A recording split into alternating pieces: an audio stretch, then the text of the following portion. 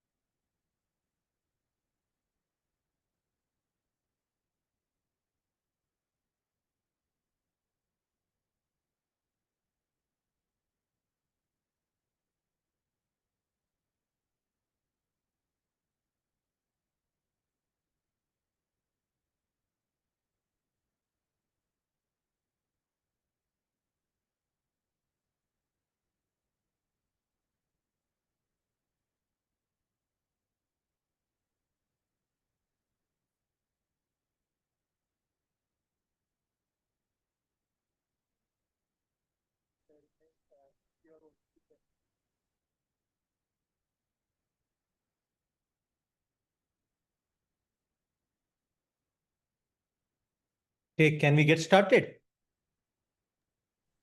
Yes, Sure, sir. Yeah. All right. So in yesterday's class, we have discussed the concept of crystal and a lattice, and we have seen the difference between crystal and a lattice. How do we identify a lattice? By identifying identical points and removing the background thing, right? So now in today's class, we will look at, okay, if the set of identical points in a geometry are identified, then that constitutes a lattice points, and then you will be you will be able to construct unit cells out of these lattice points. So now, what are the different kinds of these unit cells that are possible in a crystal structure?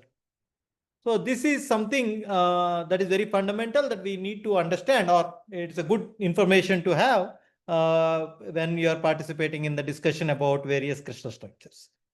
So in early as 1850s, this person called Breve has shown that all the crystals could be divided into only 14 unit cells. You will not have anything other than these 14 unit cells. Every crystal system will be one of these 14 unit cells. That means if you look at various crystal structures of materials that exist in this universe, they can only be one of these 14. It cannot be anything more or less, right? So we discussed already that the unit cell is the simplest repeating unit in a crystal. And we know that all parallelopipes, so all are valid unit cells, and in a given unit cell, opposite faces should be parallel. And the edge of the unit cell should be connecting equivalent points. What do we mean by an equivalent point? A lattice point, if you take two lattice points are identical, equivalent. That means the environment surrounding them is exactly the same, whether you sit on lattice point 1 or lattice point 2 or lattice point 1000, right?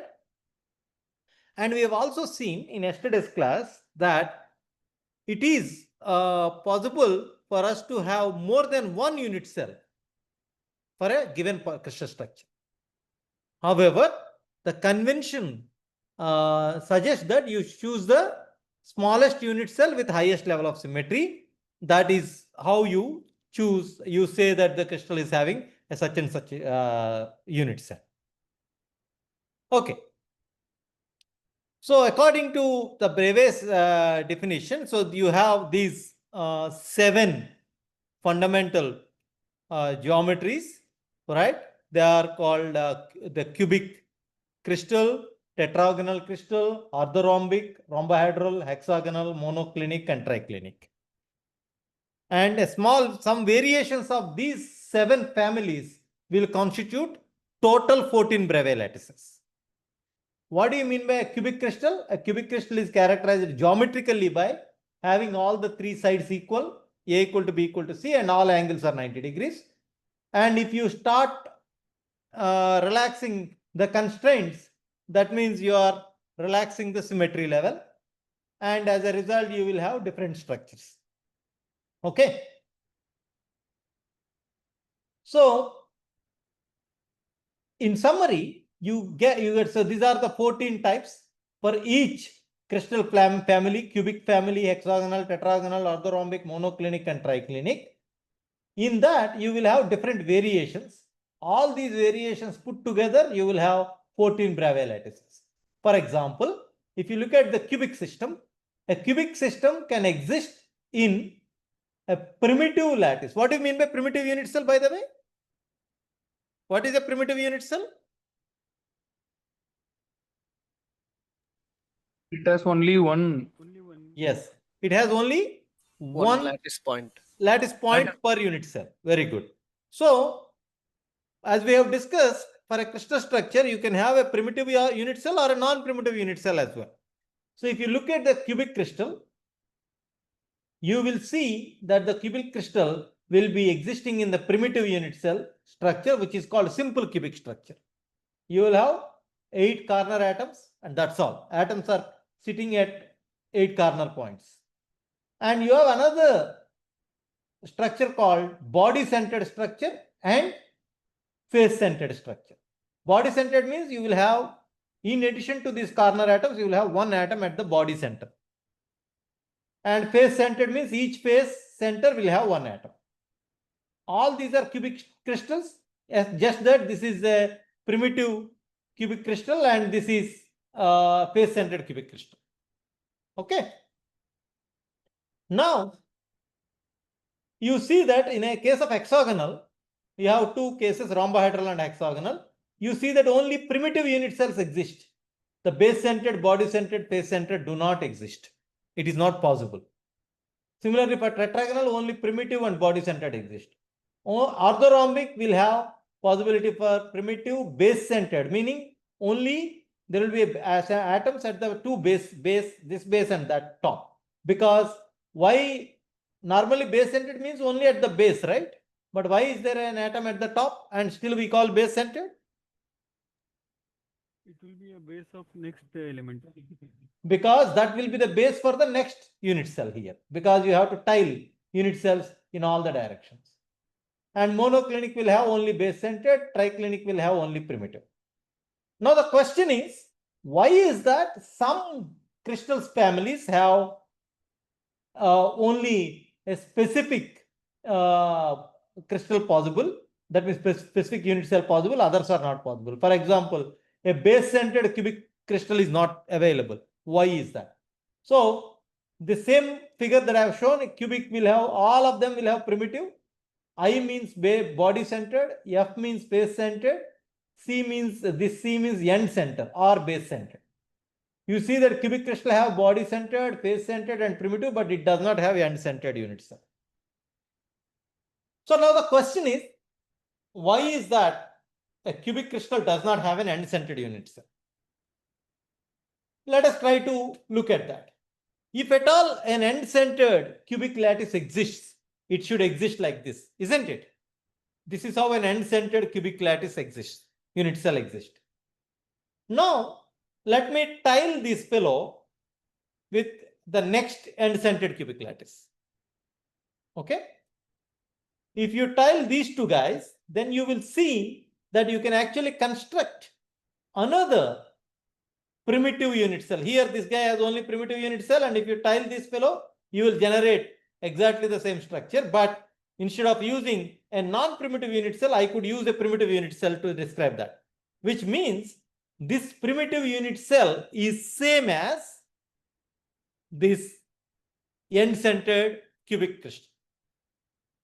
And hence, end-centered cubic crystal is non-primitive, or hence it does not exist, and it can actually be seen as tetragonal, because primitive tetragonal is that, basically pulling it in one direction. Okay? These two sides are same, and this side is not same. A equal to B, but not equal to C. It doesn't appear that A equal to B because of the isometric view that we are looking at, but actually this is a diagonal, half diagonal, this is half diagonal. These two sides are same, this guy. If you take a cubic crystal and pull it in one direction, that becomes tetragonal. The moment you pull it in one direction, then you are actually disturbing the symmetry in one direction, right? If you take cubic crystal, if you rotate it about any one of the axes, all 90 degrees will give you same lattice points. Imagine a tetragonal one, that will not give same level of symmetry.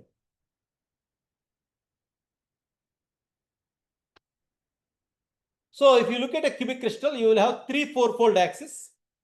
The moment you pull the cubic crystal in one direction, you will destroy two fourfold axis symmetry. It will have only one fourfold axis, because in the other two directions it will be 180 degree, two-fold symmetry only. Fourfold symmetry in two axes is lost by pulling a cubic crystal in one direction. Is that clear? Are you able to see that?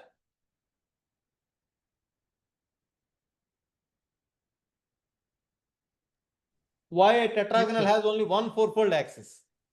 Cubic has three fourfold axes, that is along x direction, y direction, and z direction. If you rotate by 90 degrees, you will again reach the same lattice points. But if you take a tetragonal, you will not reach that same lattice point. Only when you rotate about one axis, you will reach other axes. About z axis, you will reach, but x and y axis, because you have expanded about z axis, that symmetry is lost. And similarly, orthorhombic will have three two-fold symmetry. Hexagonal has one six-fold symmetry. Rhombohedral had one three-fold symmetry. Monoclinic has one two-fold symmetry. Triclinic has no symmetry. That means no matter what you rotate, you will not reach the same points unless it is 360-degree rotation. Now, if you look at all these things, hexagon has the highest level of symmetry, six-fold symmetry, followed by cubic because it has three four-fold symmetries. Because it has six-fold symmetry, this is to be seen as highest symmetry level. Okay. All right. So that is just to describe what type of different unit cells that are possible. Now, Sir, what is the meaning? Yeah, please go ahead. Yeah. What is the meaning of six-fold, four-fold? So in the yesterday's class, so let me show this to you, maybe by drawing. 1 minute. Let me take 1 minute.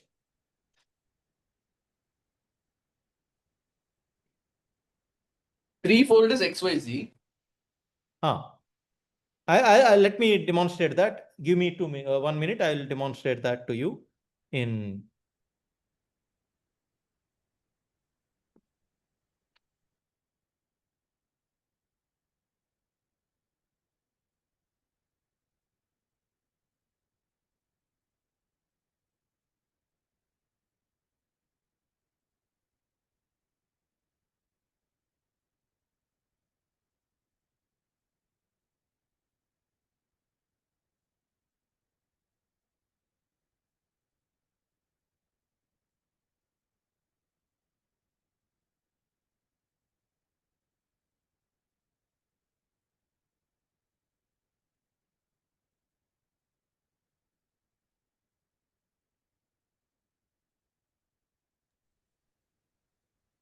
Sir, am I audible?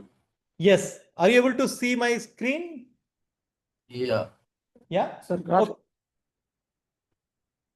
So here I have drawn a square, correct?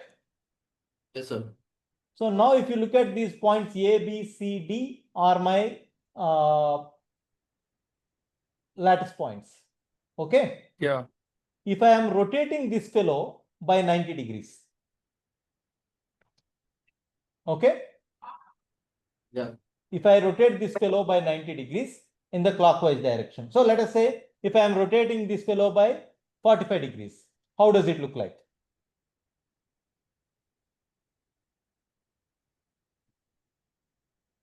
So maybe just to understand, every 60 degree, if it is rotating and there is a symmetry, then it is sixfold.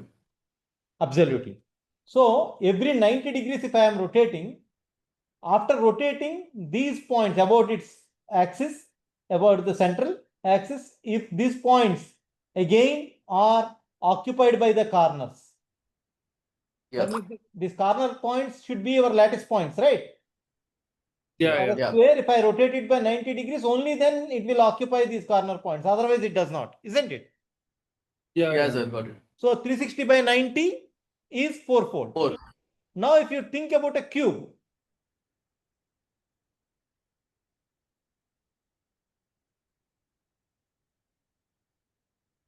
if you take about a cube,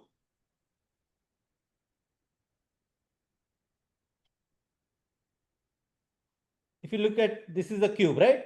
You can rotate about this axis Yes. and you can also rotate about this axis and you can rotate about that axis. In all these guys, Yeah. if you rotate by 90 degrees, you will occupy the same lattice points. Can you see that? Yes. Yeah. So because you can rotate about 3 different axes, each axis is one axis. So like that you have 3 axes about which you can rotate with fourfold symmetry. That is why it is called 3 fourfold symmetries. Okay. Now if you Got it, take sir. now if you take tetragonal, this fellow. If you take this fellow, only if you rotate it about z axis by 90 degrees, then you will retrace these points, isn't it? This, let us say this is my z axis, vertical line.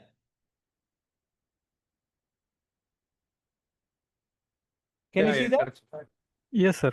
But now let us look at rotating it Yeah, yeah, about got it, sir. rotating Yeah, yeah, about yes. this line. Yeah. Okay. So for hexagon, you just need to rotate by 60 degrees. It will get it will occupy the same points, but that happens only about one axis. That is why hexagon has six-fold axis, one six-fold symmetry. Okay. Got it, sir. Got it, sir. Yeah. Thank you. All right. Thank you. Now let us look at the unit cell. Now we need to understand unit cell geometries. As we have said, in a unit cell, you have it's a three-dimensional geometry that we are talking about. And let us say this is my x-axis, that is my y-axis, and that is my z-axis. Okay. And usually we will use right-handed coordinate system. And hence, once you define x and y-axis, the z-axis is fixed. And unit cell length, edge length along x-axis is usually described by a letter A. Along y-axis is described by letter B. Along z-axis is described by C. And the angle between x and y, y and z, z and x are represented by gamma, alpha, beta, or alpha, beta, gamma respectively. Okay. So these are the angles between the respective faces. Sir, I have a question over here. Can I Yeah. ask, sir? Yeah, Sir, please. sir, basically, with the previous concept that you have taught us just now, the fold axis actually. So the unit cell which has more, I would say, the like freedom of rotation and like acquiring the same lattice point, that will be more close packed crystal, I would say. Like, is implication of that will be like that only, or what? What I mean to say. In some sense, yes, because that is a hexagonal will be more close packed. So basically, sir, my question is, I'll put in this way that if we have more freedom of rotation, or I would say the fold axis that you have told. So what is the advantage in having it on the crystal? So No, what are yeah. the So we will talk about it. Basically, one of the points that you're talking about is the close packing of planes and atoms is one of the aspects, and that will influence our mechanical properties. We will talk about it very soon. Okay. Okay, noted, sir. Thank Yeah. you. Yeah. And so if you are talking about a cubic crystal, all that we are saying is A equal to B equal to C, alpha equal to beta equal to gamma equal to 90 degrees. That is what we mean by a cubic crystal. That is geometric definition. But real definition is from the symmetry level. A cubic crystal is one which has 3 fourfold symmetries.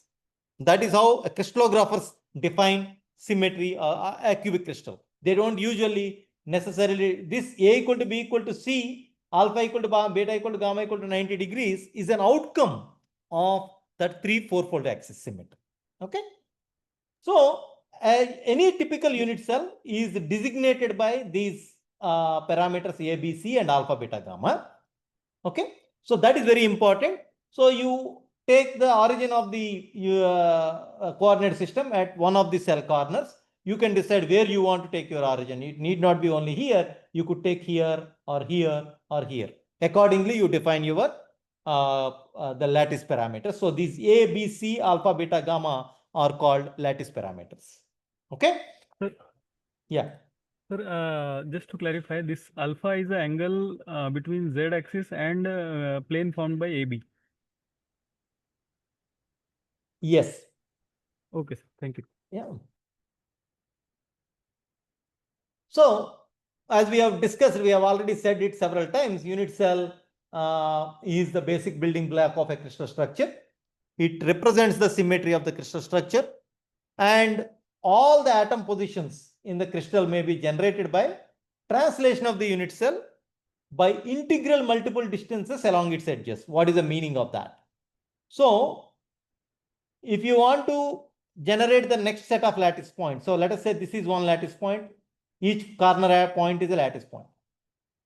When you are translating the unit cell, you should translate by integer multiples. That means if you are translating this cube along x direction, you have to translate it by n times a, where n is a integer. You cannot translate it by a by 2 distance and say that, oh, it did not meet a lattice point. That is not how the translation works. The translation works by moving it by integer multiple times. So n times a, if you n equal to 1, it should reach the same kind of lattice points. N equal to 100 also, it should reach the same kind of lattice points. Sir, is it That, because the lattice points are being shared? sorry? So is it because the lattice points are being shared for each unit cell? No, lattice points are shared, but not all lattice points are equally shared by unit cells. No, some lattice points are not shared. Adjacent lattices might share. For example, if you take a body-centered unit cell, that body-centered atom, or that is a lattice point, is not shared by other unit cells, isn't it? Yes, sir. The point is, when you are generating lattice points, if you look at the lattice points, you have to take a unit cell, which by translating that unit cell, you have to fill the entire space. That is the idea. But how do you translate it? So if I say that,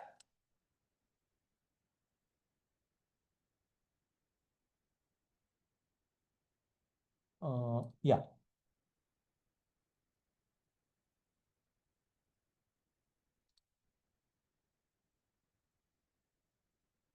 So let us say that is my crystal lattice points.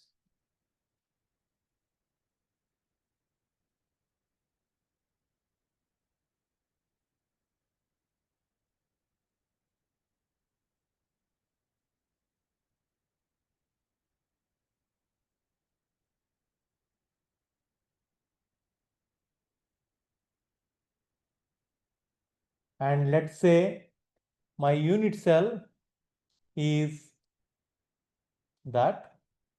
Okay. Now if I move this unit cell by the same amount, I will see my next lattice points. That means how much distance I have to move? Whatever is this length, in that direction I have to move by the same amount. Instead of moving that, if I move it here, are the corner points meeting the next lattice points or not?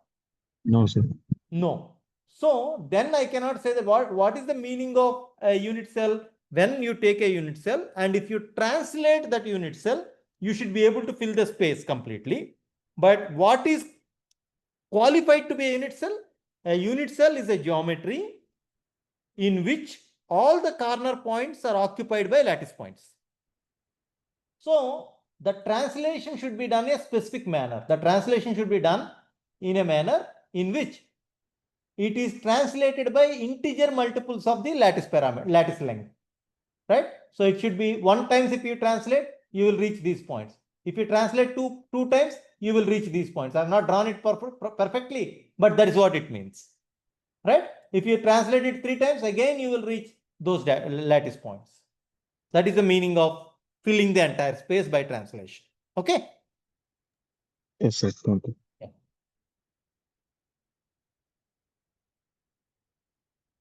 Need to erase this fellow.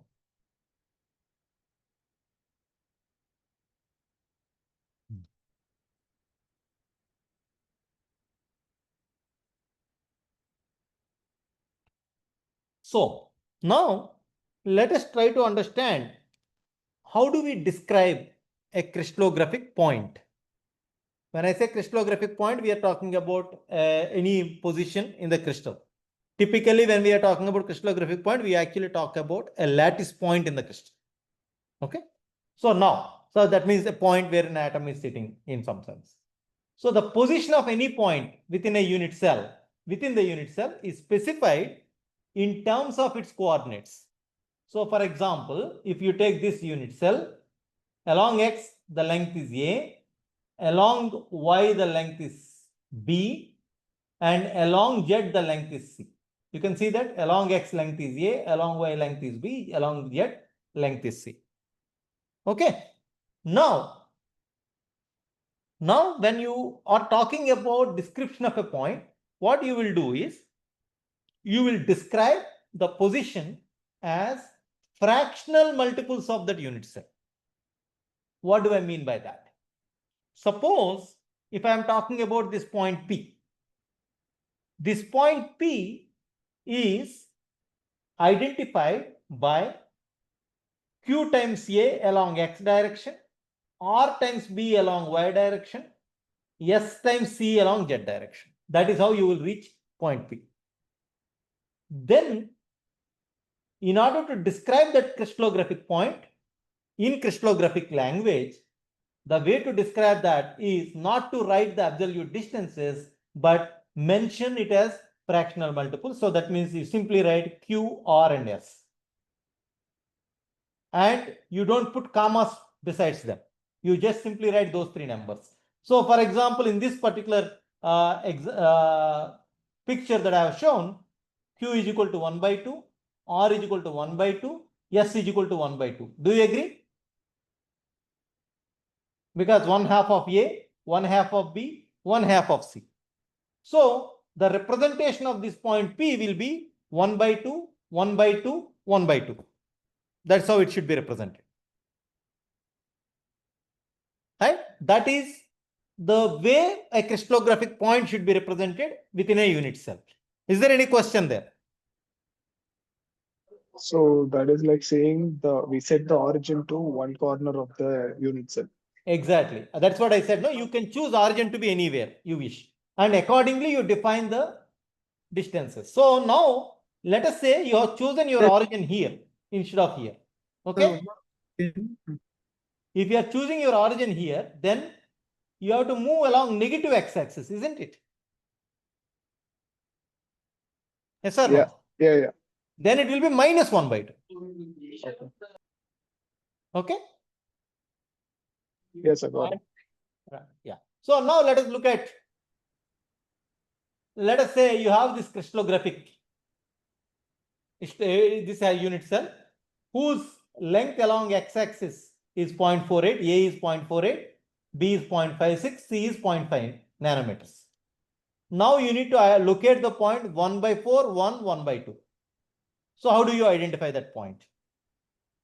The x projection is 1 by 4. So along x, it is at what distance? 1 by 4 times 0.48. Isn't it? Along y, 1 times 0.56. Along z, 1 by 2 times 0.5.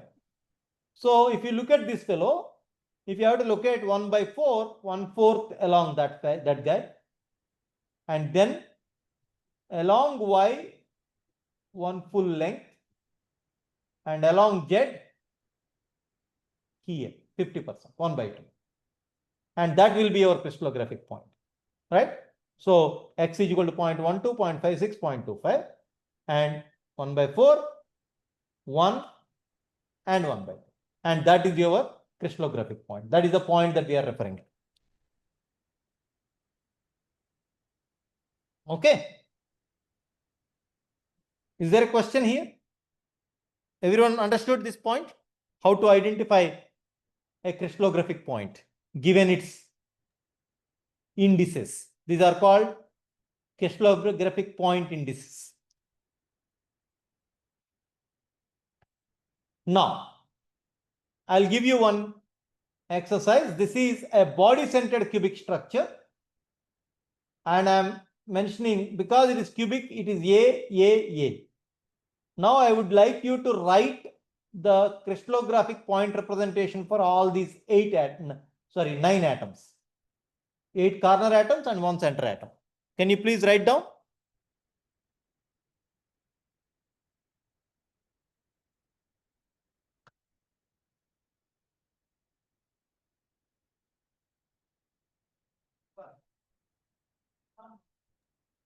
So I can assume the origin at 1, na?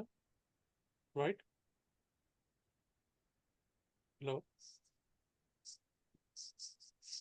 Hello, sir?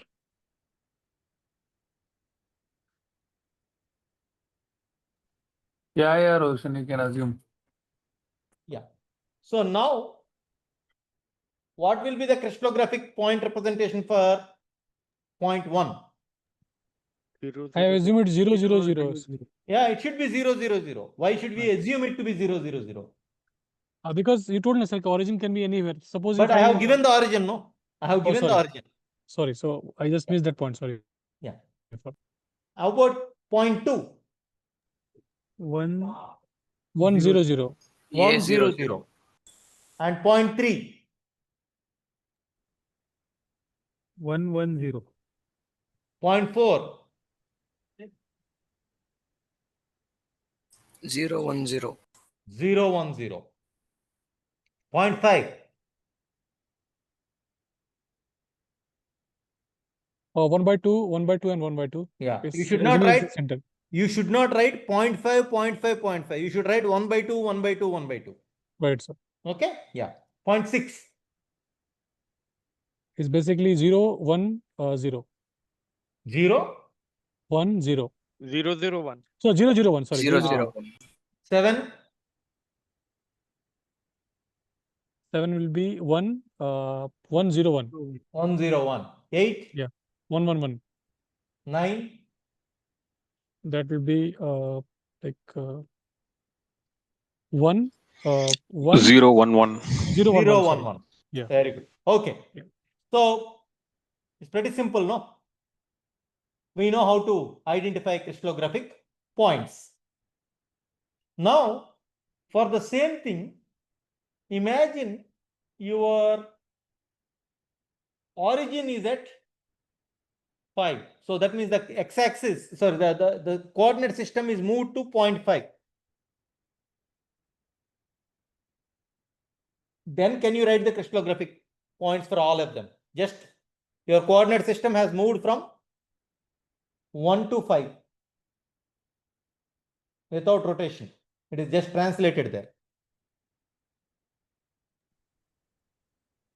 So point 1 will be minus 1 by 2. Then again minus 1 by 2, and then again minus 1 by 2, in my opinion. We have to subtract 1 by 2 from each and every point of this matrix. You have to subtract 1 by 2. Yes, sir. That's a valid thing. Yeah. Okay. All right. So you will be able to figure that out. Good. So similarly for FCC, you know what is an FCC, right? How does an FCC look like? face-centered cubic. Yeah. So in an FCC, you will have 5 will not be there. So let us say 1, 2, 3, 4, 9 may be 5. We'll make 9 as 5, 5, 6, 7, 8. They will not change. And 9 is on this face, 10 is on this face. Can you tell me what are the coordinates of 9 and 10?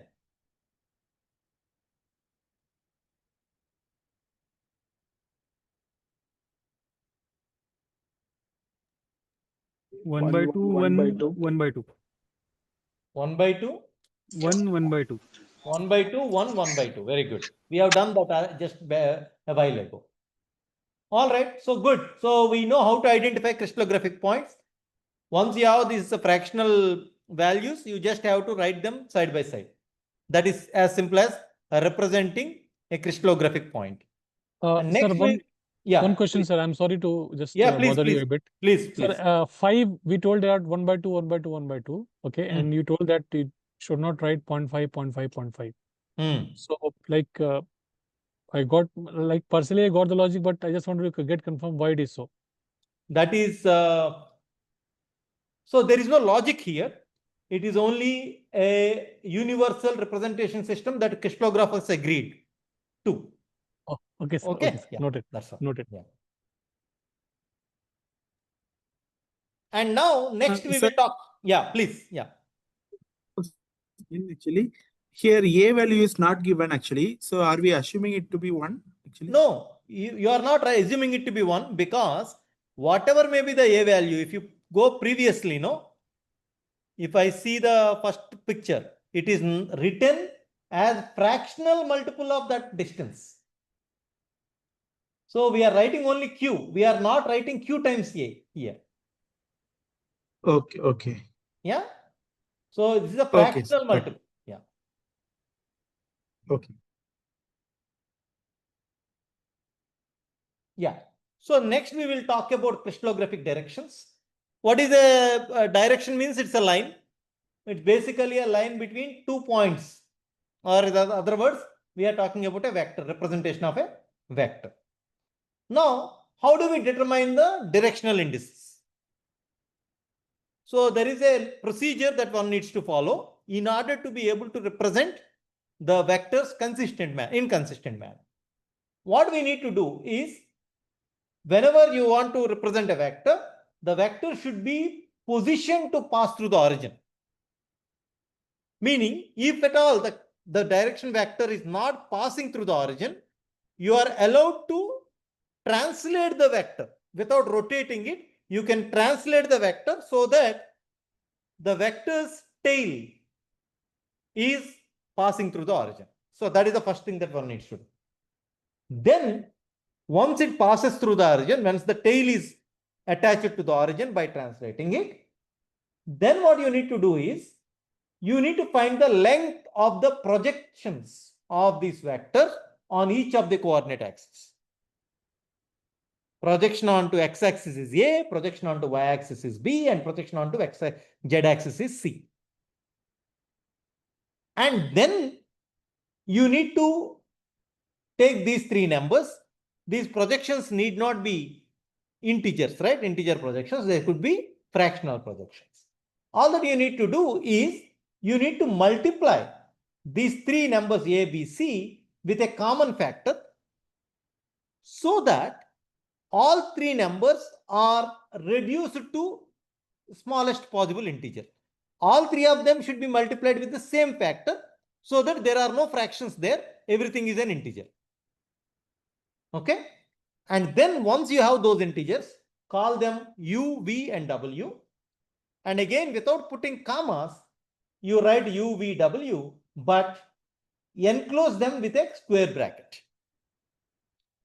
So when you are looking at crystallography, and if someone represents something as 1, 2, 3 in square brackets. That means they are referring to a crystallographic direction 1, 2, 3. Okay. So now let us look at it. This we will understand by doing it. Let us look at it. So let us look at this fellow. Let us try to understand crystallographic representation for this direction vector. Okay, this crystallographic direction. Now,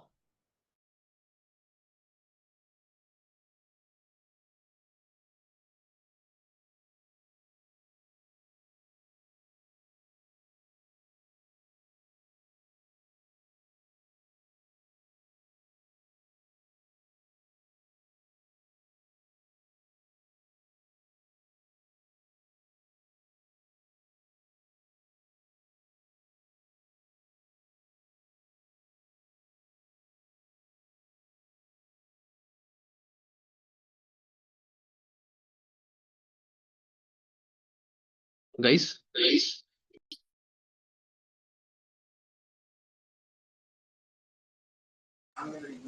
Hi.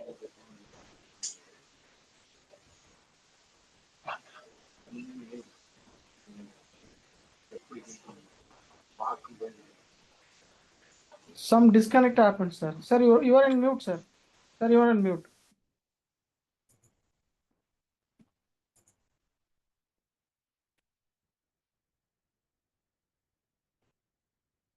I'm sorry, I think I got disconnected, right?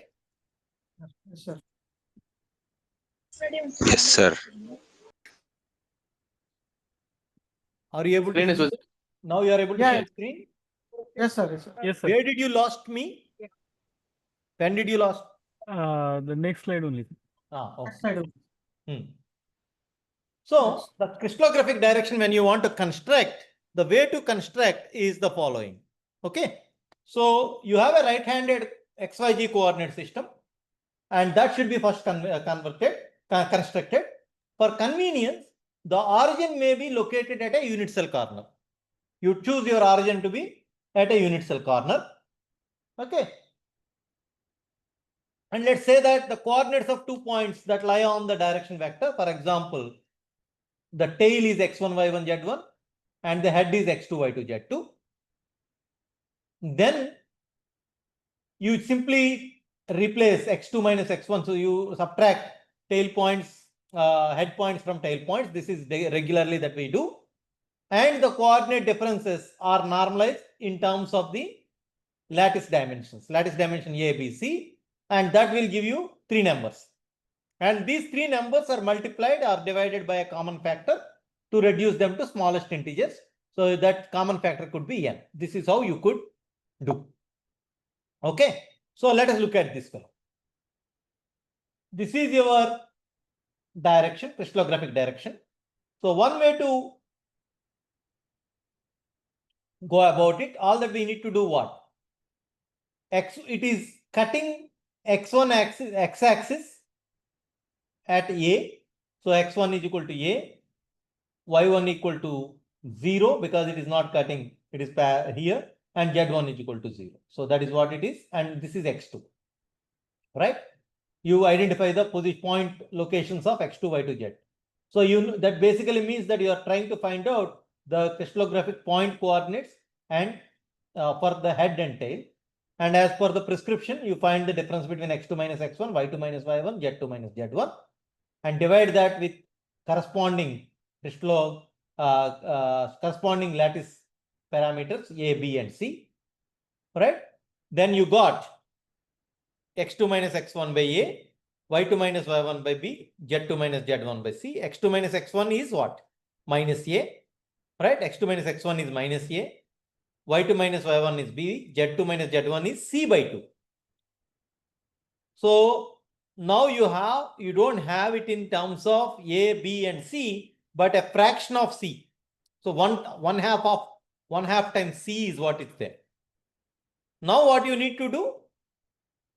So this you divide it with A, B, and C, then you will get x2 minus x1 is minus 1, plus 1, and 1 by 2. That is what you have. Since you have minus 1 and plus 1 and 1 by 2, what is the common factor that you can multiply in order to convert that into set of integers. The common factor to be multiplied with is 2. So when you do that, minus 1 times 2 is minus 2. 2 times 1 times 2 is 2. 1 by 2 times 2 is 1. Then you got these three are your indices called minus 2, plus 2 and 1. In crystallography, we don't write minus 2. If it is minus 2, we represent it as 2 bar. When you say a bar above it, then it's a negative number. 2 bar, 2 and 1. And these two guys written side by side and enclosed in square brackets. And that is how the representation of this fellow, this particular crystallographic direction can be done. Is that clear? So why do we choose 2 over here? Yeah. So let me write down.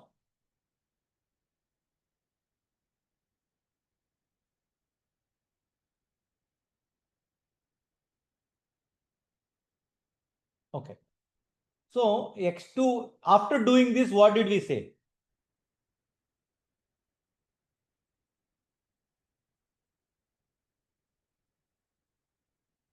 After finding these differences, I need to divide those differences with corresponding lattice parameter, right? So x2 minus x1 divided by, that is minus a. Minus a divided by a is how much? -1. Minus 1. So that is minus 1. And b divided by b is plus 1. 1 by 2. c by 2 by c is 1 by 2. Correct? Yes, sir. Do you agree with that? Now, if these resulting numbers are not integers, then what you need to do is you need to multiply all of them with a common number. That is a crystallographic procedure to represent directions. So what is the common number that you will multiply with in order to make it smallest integer? 2, sir. Getting it now. Yeah. So if you multiply with 2, this becomes minus 2 plus 2 and 1. So since minus 2 should be written as 2 bar, that is why it is written as 2 bar. Since it is a crystallographic direction, it should be enclosed between square brackets. Is that clear? Yes, sir. Yes, sir. Yeah.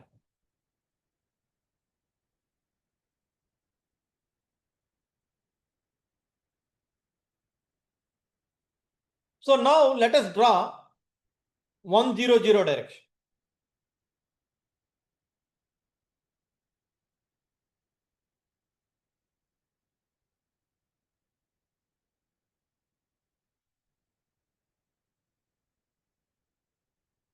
How will 1, 0, 0 look like? What does it mean? X-axis.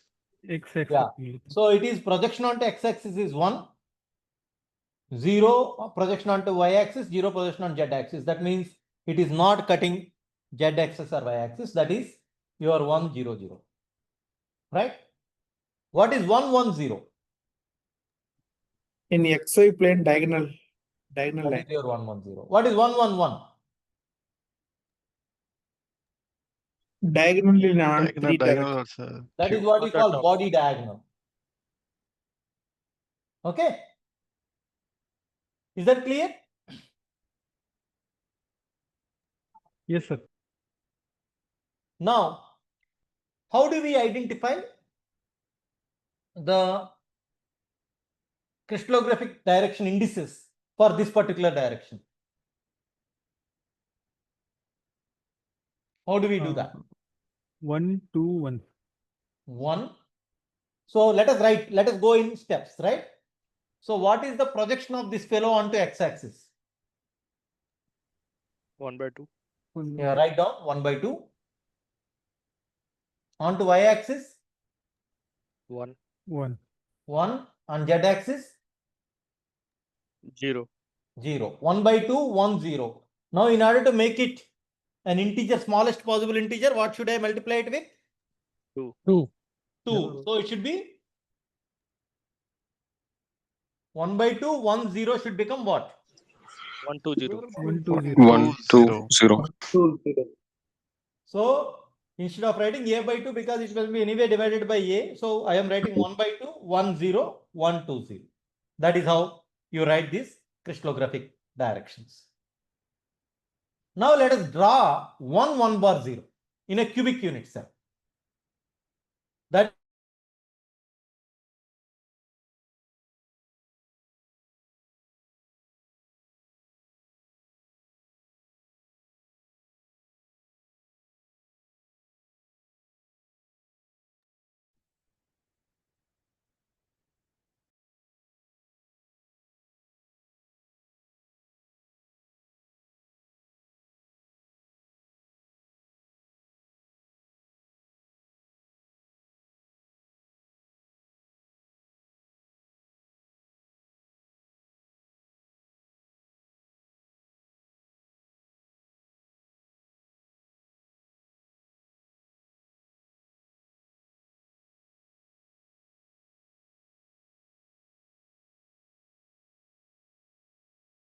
again, I think I got disconnected. I don't know why the internet connection is very buggy today. Let's get restarted. So this is the figure that we are, right? This we have done, isn't it? Yes, sir. Yes, sir. Yes, Yes, sir. sir. Now let us draw this figure. So now if you look at this fellow, 1 is here, and now 1 bar means should I move left or right? It should be left, sir. Left. Basically, Left. Out of left. Out of the cubic cell, actually, it's coming. Yeah. So what I can do is I can actually stack another cubic cell to the left of it, because this is chosen as origin, right? Or I can actually move this entire thing here. My origin could be here. This could be my X, that could be my Y, that could be my Z. If that is the case, then 1 bar is this. This is the point. So my direction will be that, isn't it?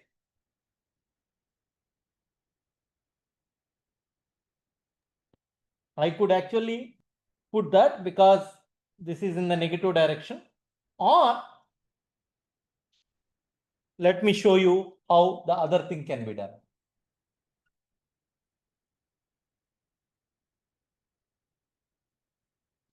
Now when I stack it, now you can see 1 bar 0. Now the origin is here, then that is how it is. Imagine this origin moving here. Isn't it exactly same as this?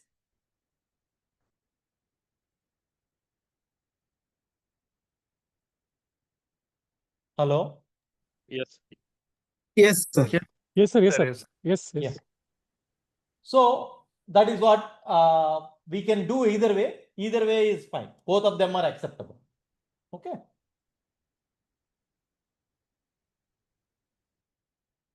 Okay. So for crystal structures, whenever we are talking about crystal structures, several non-parallel directions with different indices are equivalent. What do I mean by that? Let us take the case of cubic crystal. Okay. Sir, I have a question over here. Yes. Can I ask? Yes. So Yes. basically, sir, we are having a very established, like what I'm going to say is vector coordinate system in the physics. Why can't we apply that and get rid of this type of notations? What are advantages we are getting by doing this? Because when we actually look at X-ray crystallography indices, then it becomes much easier to identify some equivalent directions. I will talk about right now. This kind of a notation will be useful. It is exactly the same as your vector notation, but there is some procedure which allows us to see something called an equivalent direction, which I will discuss in a moment. Okay. Thank you, sir. Thank you so much. Yeah.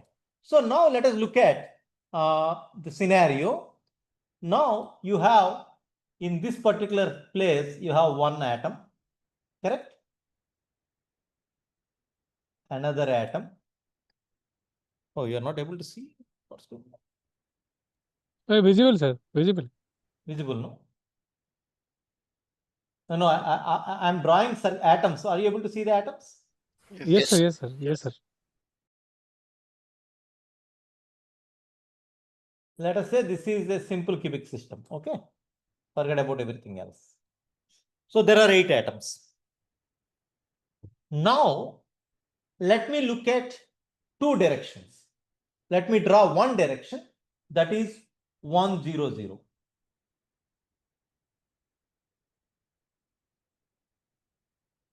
Correct? And now let me draw another direction, that is,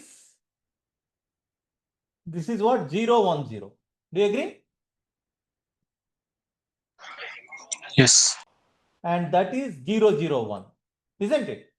Now I have 1, 0, 0, 0, 1, 0, 0, 0, 1. Are these parallel directions? No. No, they are not parallel. Good.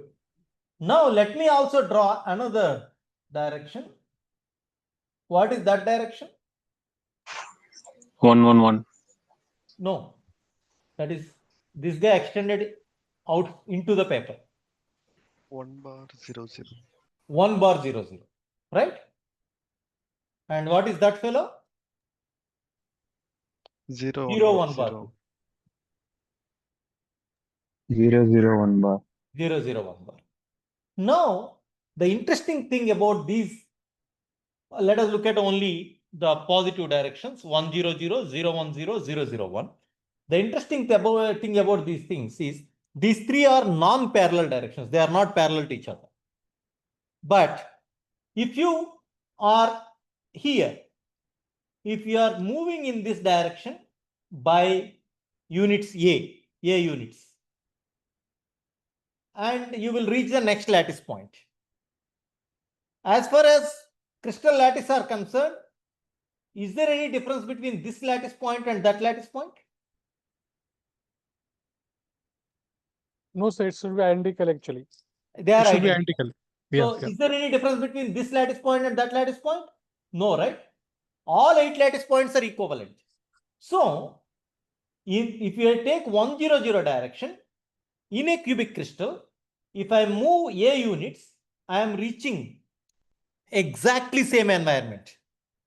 Either I move in 1, 0, 0 direction, 0, 1, 0 direction, 0, 0, 1 direction, or 1 bar 0, 0 direction, 0, 1 bar 0 direction, 0, 0, 1 bar direction.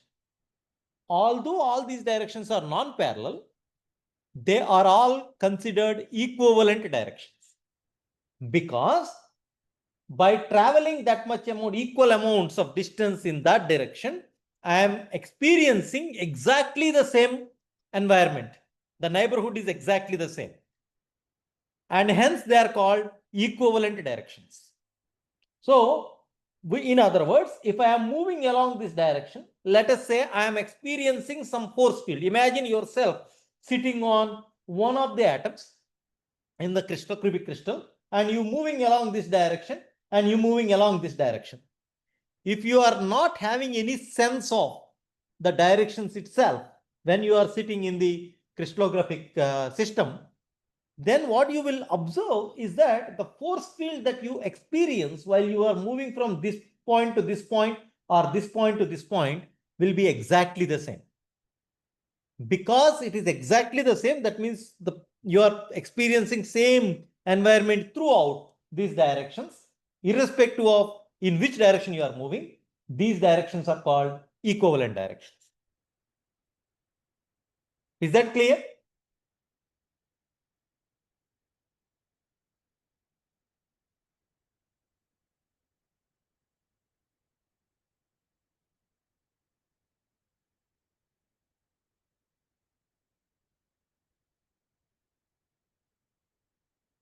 So, in crystallography, several non-parallel directions with different indices are equivalent. That means 1, 0, 0, 0, 1, 0, 0, 0, 1, 1 bar 0, 0, 0, 1 bar 0, 0, 0, 1 bar. For cubic crystals, these guys are identical.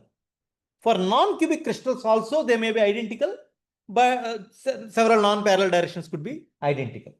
So such directions are called equivalent directions. So if you have a family, particularly for cubic crystals, if you have a family of directions which are equivalent, then this entire family is grouped as a crystallographic direction family. So now if you look at these guys, all these 6 guys are obtained by permutations of 1, 0, 0. In all these directions, you will have 2 zeros and 1, 1. 1, 1 or 1 minus 1. Doesn't matter. But you will only have permutations of these 3 indices. And all of them are equivalent. That happens only for cubic crystals. For tetragonal, it will not happen. Because if you are taking a tetragonal crystal, only along the base 1, 0, 0 and 0, 1, 0 will be identical. But 1, 0, 0, 1 will not be identical because it is stretched. So you have to go farther. Then hence, that is not identical to, equivalent to 1, 0, 0 and 0, 1, 0 in a tetragonal structure. But for cubic crystal, it turns out that all permutations of these indices will form a family of equivalent directions, right? And if you are representing a family of directions, they are represented in these less than, greater than symbols. And then if you see something like that, then that means you are actually referring to a family of crystallographic directions, if you are seeing something like this. Okay? So they are equivalent irrespective of the order in which they appear. So 0, 1, 0, 1, 0, 0, 0, 0, 1, they are all equivalent. So for cubic crystals, you can take it without even thinking about it. What do I mean by that? If I say direction 1, 2, 3, direction 1, 2, 3 in a cubic crystal is equivalent to 2 bar 1, 3 or 2, 3, 1, 2, 1, 3 and so on. That is true for cubic crystal. Which means when you move along this direction or this direction, you will move by the same amount in order to reach the next crystallographic point, or the environment around you, the force fields around you, when you are moving along that path will be identical. That is why they are called equivalent directions. Okay? Any questions there? Sir, can we just what I mean to say, by pictorial view, can we just have this clarity about this 1, 1, 2, 3 is equivalent to 2, 3, 2 Yes. bar 1, Yeah, 3 we bar? can. We can. So let me. Yes, sir. I'm sorry, sir. It's bothering. No. Please ask. I want you to ask me questions. That is the best way to learn this course. So let me see if I can share my iPad, because that's much easier.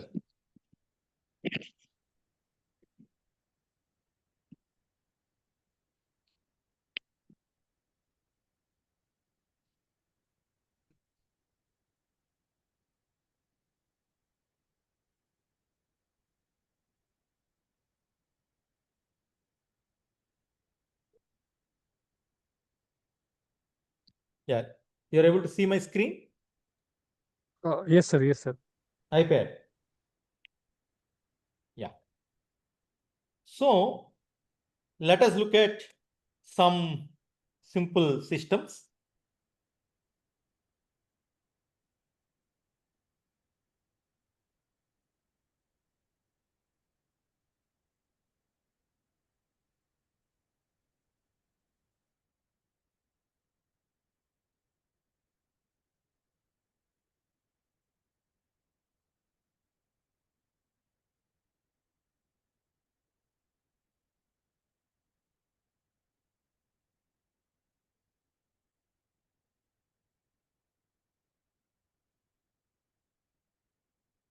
Right, let us say 1, 2, 3, 4, 5, 6, 7, 8.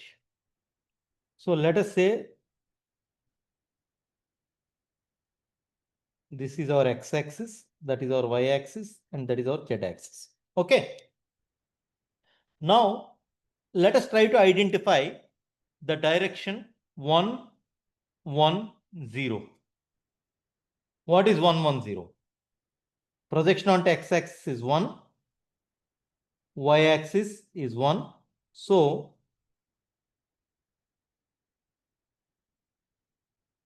that is my 1, 1, 0. Do you agree? Yeah? Yes, sir.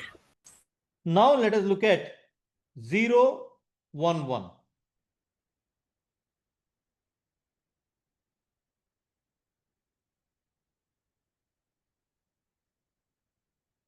It is on the plane 3, 4, 5, 6. Right? Isn't it? Yeah, that's right.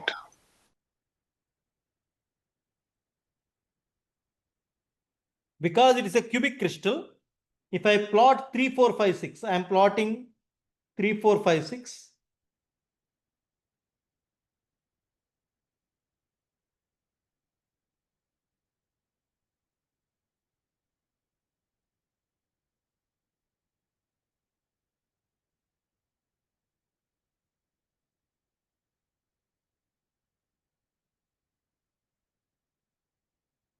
That is my 3, 4, 5, 6, and that is my 0, 1, 1. Right? And 1, 2, 3, 4 again. If I am looking from top view,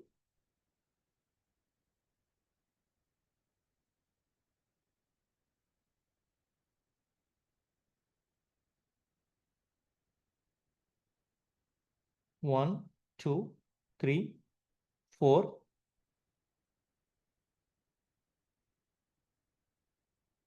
That is my 1, 1, 0. Correct?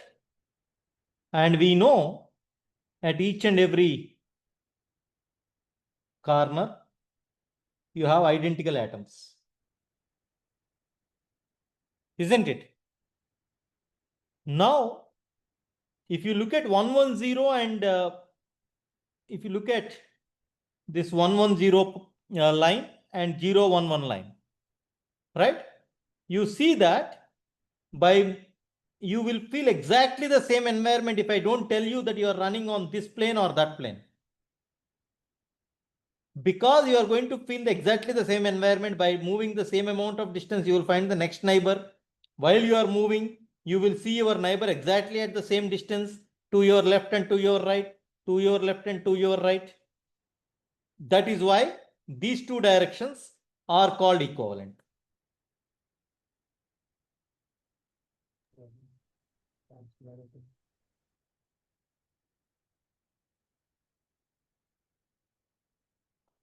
Is that clear? Understood, sir. Understood. Yeah. So Got now, it. Yep. not only that, if you look at this fellow, interestingly, you take this fellow. What are the direction indices of this?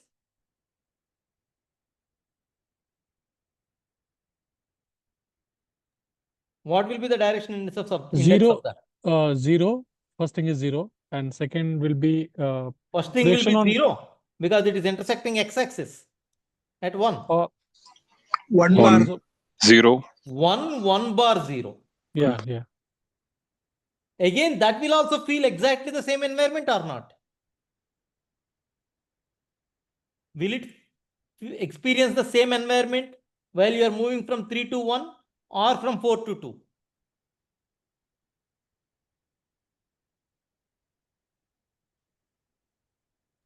Yeah, It will be it's same.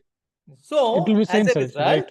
all these guys are called equivalent directions. Similarly, if you have to plot 1, 2, 3, how would you plot 1, 2, 3? Let us say one of you have asked, how do I see 1, 2, 3 direction, right? So I got 1, 2, 3 direction. How would I have got?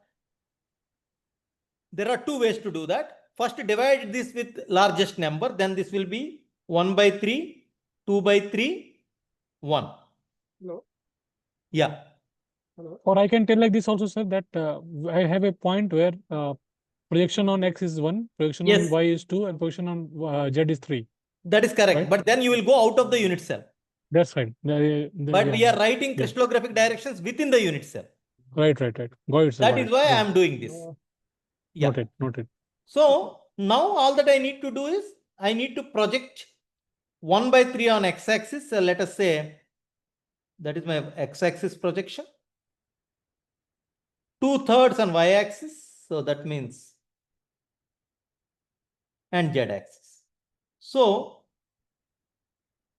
that would be my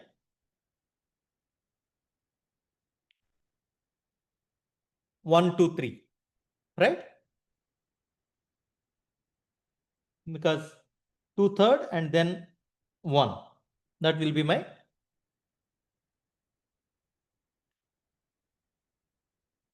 1, 2, 3 director.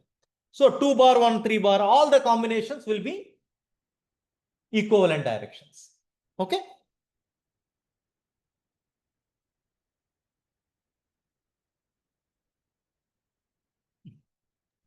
Small question, sir. Yes, please.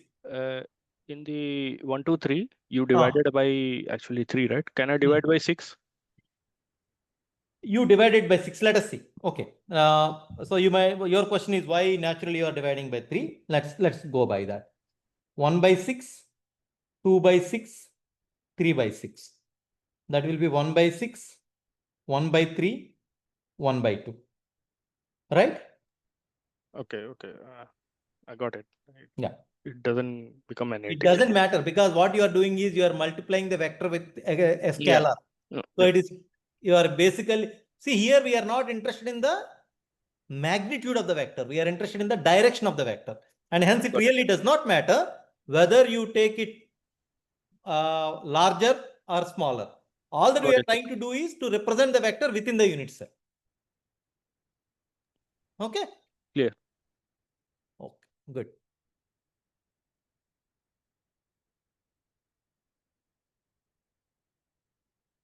So let me move on. So now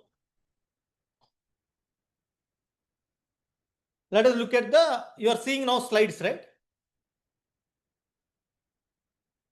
On your screen, are you seeing slides or are you seeing a notepad? Notepad. iPad. iPad, You're sir. still seeing the iPad? Yeah. Okay. Oh, yeah. I think I need to see what you are saying.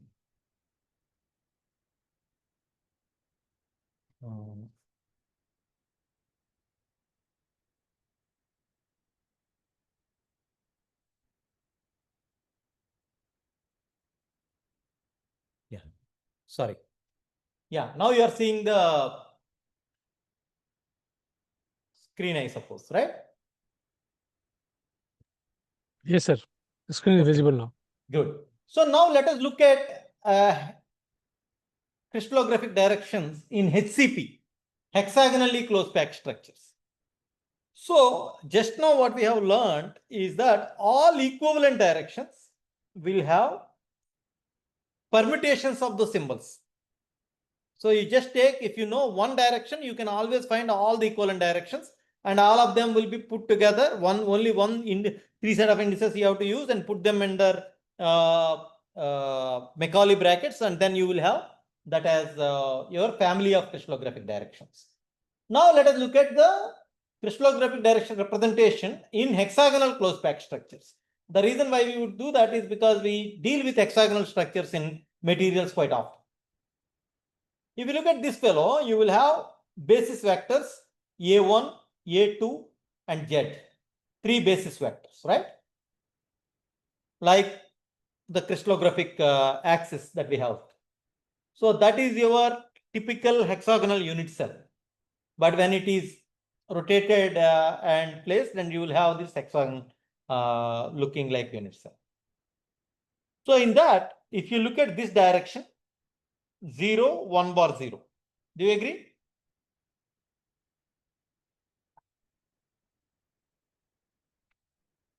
And this is 1 bar 0, 0, which is an equivalent direction.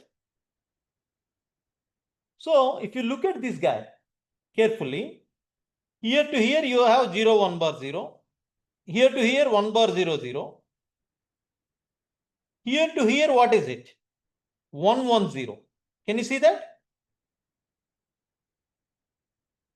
But according to the previous discussion, on this hexagonal plane, when you are moving from here to here, you will feel some force field.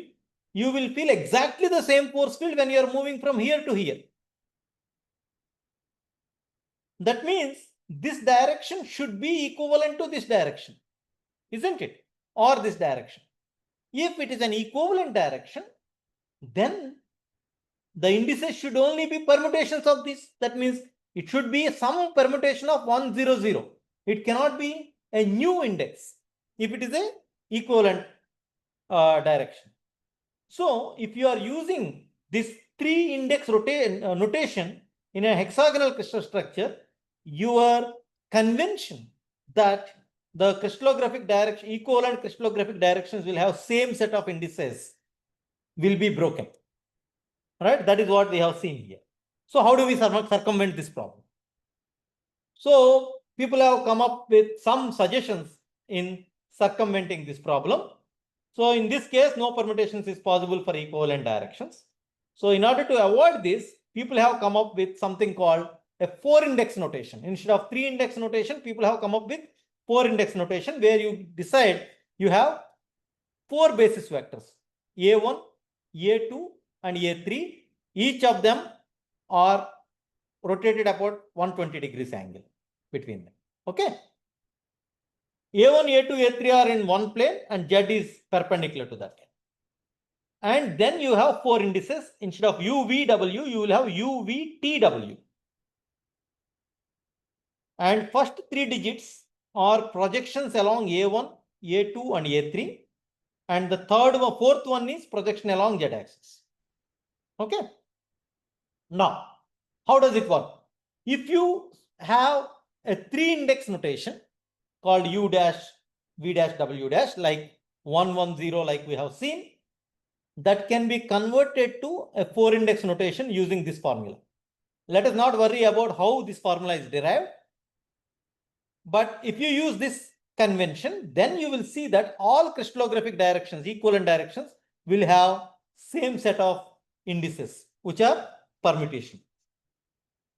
So the direction 110 that we have represented earlier with 3-index notation will now be represented as 112 bar 3. Okay. So how do we do that? Let us look at it. In order to do that, all that you need to do is reduced scale coordinate axis system may be helpful in identifying crystallographic directions in HCP. What do I mean by that? So the basal plane, this is what we call basal plane, the bottom hexagon base. That plane is called basal plane. It is discretized in such a way that every intersection of 2 axes is trisected by the other axis. So that means if you have 2 axes and you will have trisection of the other axis. So that means you can, which basically means this axis is trisected by this axis and similarly. So you are doing this kind of a grid. And along the Z axis also you have 1/3, 2/3 and 1. M is at 1/3, N is at 2/3 and this point is at 1. So now if I move along A1, 1/3 will be 1, 2/3 will be 2, 3/3 will be 3. That is how we represent the coordinates. Okay. Now, if I have to take 111 direction into hexagonal 4-index notation using the formula that I have given, if it is 111, then that becomes 1/3, 1/3, 2/3 bar and 1. That is what it becomes. So if I say 1/3, I have to move by 1/3. Another 1/3 means, so 1/3, next is plus 1/3 means this, right? So let us look at this. That is our 3-index notation. 1, 1, 1 will be this point. Now in the 4-index notation, I have 1, 1, 2 bar 3, right? Because I have to multiply with 3 now, because I cannot have fractions. So I have to multiply with 3, that this becomes 1, 1, 2 bar and 3. 1, 1, 2 bar 3. So let me see how that can be drawn. 1, 1, 1 in 3-index notation is 1, 1 and 1. So that is the point. Next I have 1, 1, 2 bar 3. So 1 along A1, along A2, 1, 1/3, along A3, 2 bar, meaning what? Negative 2. A3 positive is in this direction. So negative 2 means 1, 2. And then 3. 3 is 1 by 1/3, 2/3, and 3. 3 steps. So each step is 1/3. That's what it means. So 1, 1, 1, and then 4 index notation. 1, 1, 2 units minus direction, negative direction, and 3 units positive. So I reached the same point. So the 3 index notation 1, 1, 1 is represented by 1, 1, 2 bar 3 in a 4 index notation. Why we need this 4 index notation? So that all equivalent directions, now 1, 1, 2, 3 and 1, 2, 1, 3. So let us look at 1, 2, 1, 3. What is 1, 2, 1, 3? 1, 2, 1 means here, and then 3, and you will have here. So this direction and that direction are equivalent. That's what it means. Okay?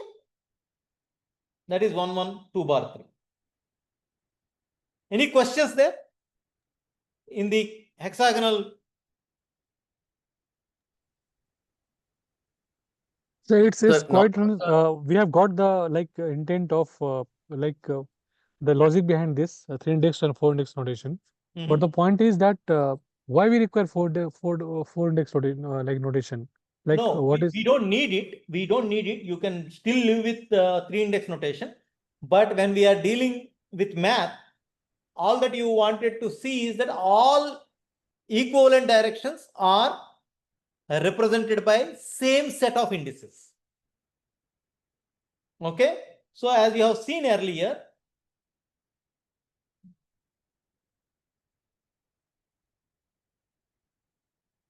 we know 1 bar 0, 0, 0, 1 bar 0, 1, 1, 0. All three of them are equivalent or not? It's equivalent. It's They are equivalent. equivalent, but Yeah. they are not represented by same set of indices. You have 1, 1 and 2 zeros. Here also you have 1, 1 and 2 zeros. So these two can be simply seen as equivalent directions. But this guy, although it is equivalent, it does not have 1, 1 and 2 zeros, but it has 2 ones and 1 zero, which is a little inconvenient in terms of working with these directions. So in order to avoid that confusion, for the crystallographer's language, then people said that, okay, for hexagonal system, when you are dealing with, you use a 4 index notation that will allow you to have the same set of indices when you are representing a equivalent direction. So let us now look at in this particular scenario. Okay. What is this direction now called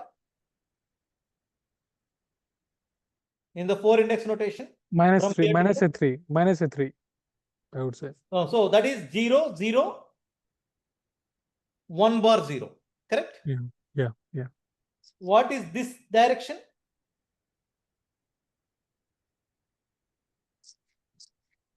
Zero, 1 bar, 0, 0. Isn't it?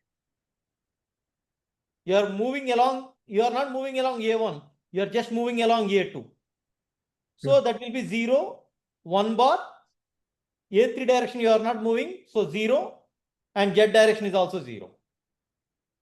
And similarly, if you look at this fellow, what is the representation? 1 bar, 0, 0, 0.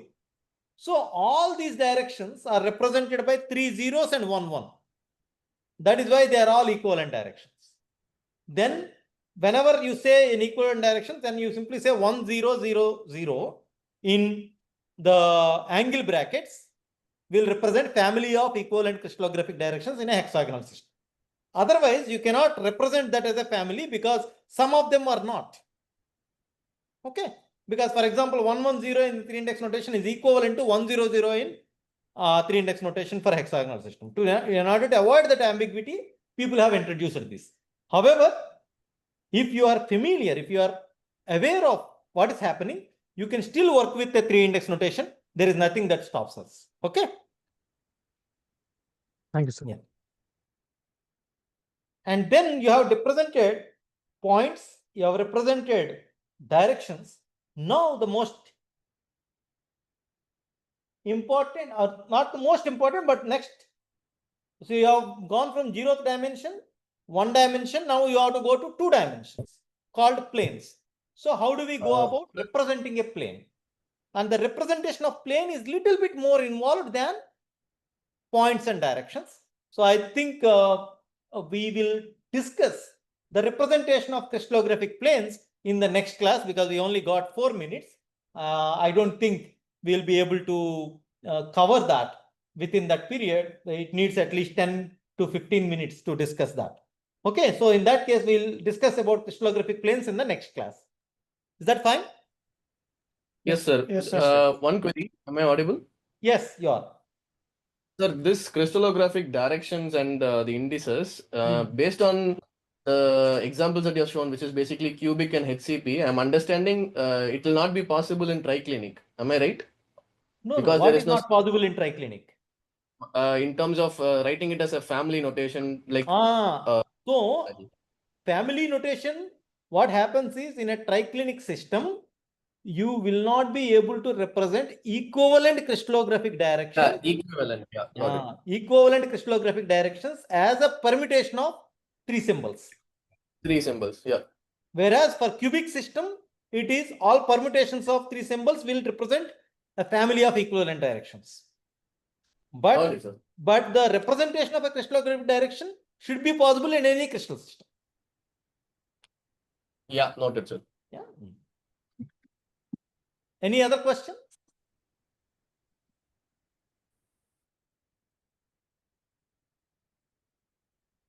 Okay, if there are no further questions, let us stop here and then we'll meet next week. Thank you. Thank you, sir. Thank you, Thank sir. you, sir. Thank you, sir. You will be Thank you, uploading sir. the slides, right? Thank you, sir. Professor, you will be uploading the slides in the portal, right? Yes, I'll do that. I'll most likely do it tonight. Yeah. Sure, Professor. Yeah. Thank you. Okay, bye. Thank you, sir. Bye. Thank you, Professor. Thank you, sir. Thank you. Thank you. Thank you, sir.